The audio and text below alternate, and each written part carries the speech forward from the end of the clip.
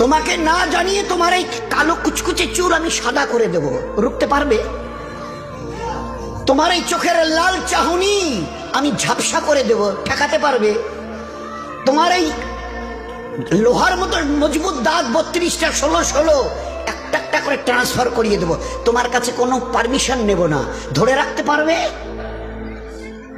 এইভাবে আস্তিন গোটানো মাসল ফোলানো ধরে রাখতে পারবে তো?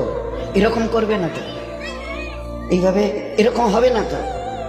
সামনে এসে একটা পান দিচ্ছে, এই হাত, চাচা এই হাতটা নিলেন, এই হাতটা কলে না রে বাবা দেখ না চিমটি কাটিতে কিচ্ছু নেই। আসমান থেকে আওয়াজ দিচ্ছে, ও হাত তোমার কথা শুনে আমার, এ হাত তোমার কথা শুনে আমার। আমি এর পাওয়ারকে সিজ করে নিয়েছি। এই দুটো পা যদি হনন হনন করে হেঁটে চলো, খালি একটা পায়ের যদি সামান্য একটু প্যারালাইসিস করে দিই না, তো জীবনভর করে হাঁটতে হবে।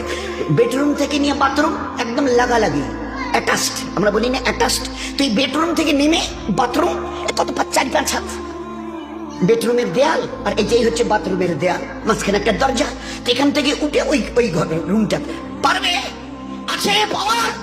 কিসের দেমাগ তোমার? কিসের এই অহংকার তোমার?